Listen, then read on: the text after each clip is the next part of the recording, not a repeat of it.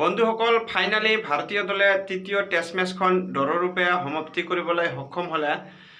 ইয়াৰ কাৰণে বৰষুণৰ বহুত ক্ৰেডিট আছে যদিও তাৰ পিছতো যে ভাৰতীয় দলে যি ধৰণৰ প্ৰথম দুদিনত প্ৰদৰ্শন দাঙি ধৰিছিল, ইয়াৰ পিছত যে কামবেক কৰিব লাগে তেনে ক্ষেত্ৰত ভাৰতীয় দলে অৱশ্য কামবেক কৰি দেখুৱাই দিছিলে।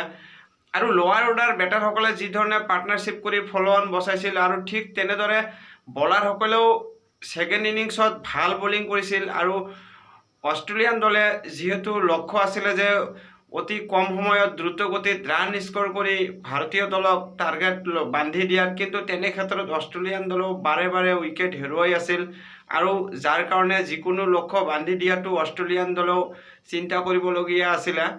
কিন্তু যি কি নহওক ভাৰতীয় দলে দিনৰ শেষত মেচখন ড্ৰৰূপে সমাপ্তি কৰিবলৈ সক্ষম হৈছে। কিন্তু সকলোতকৈ চৰ্চাৰ বিষয় হ'ল যে ৰবিচন্দ্ৰন অশ্বিনৰ ৰিটায়াৰমেণ্ট।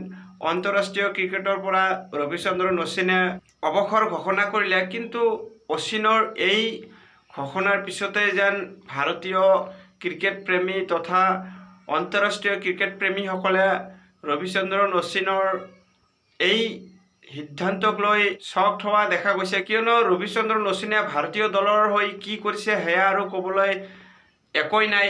অশ্বিনে ভাৰতীয় দলক যি দিছিলে সেয়া কেতিয়াও পাহৰিব নোৱাৰে। আৰু এজ এ ৰবিচন্দ্ৰন অশ্বিনৰ ফেন বা ভাৰতীয় ক্ৰিকেট ফেন হিচাপে সকলোৱে যেন আজি হতভম্ব হৈ পৰিছে, কিয়নো কোনেও বিচৰা নাছিল যে ৰবিচন্দ্ৰন অশ্বিনে এতিয়াই ৰিটায়াৰমেণ্ট ল'ব। কিন্তু অশ্বিনে যিহেতু এই সিদ্ধান্ত লৈছে আৰু অশ্বিনৰ এই সিদ্ধান্তক সকলোৱে সন্মান কৰা উচিত। এইখিনিতে জনাই দিওঁ যে ৰবিচন্দ্ৰন অশ্বিনে টেষ্ট ক্ৰিকেটত ভাৰতীয় দলৰ হৈ দ্বিতীয় সৰ্বাধিক উইকেট টেকাৰ বলাৰ হিচাপে পৰিগণিত হৈছে।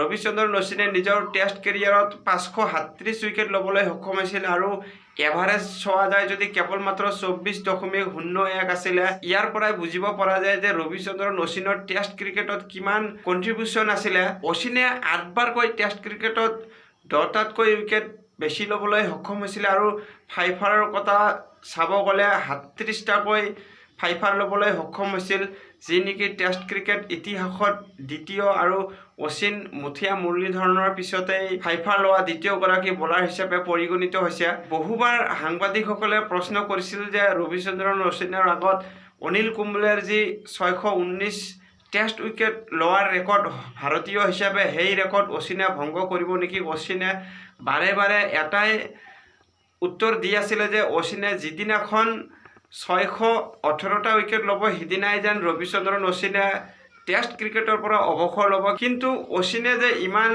কম সময়তে এই সিদ্ধান্ত ল'ব বা ইমান সোনকালে এই সিদ্ধান্ত ল'ব তাৰ কাৰণে যেন কোনো ফেন্সসকলে সাজু নাছিলে।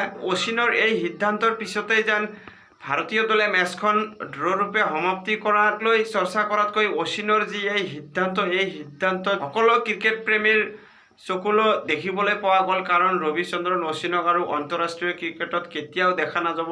এয়া এক ভাৰতীয় দলৰ কাৰণে নিশ্চয়কৈ ক্ৰাডফিল মুভমেণ্ট।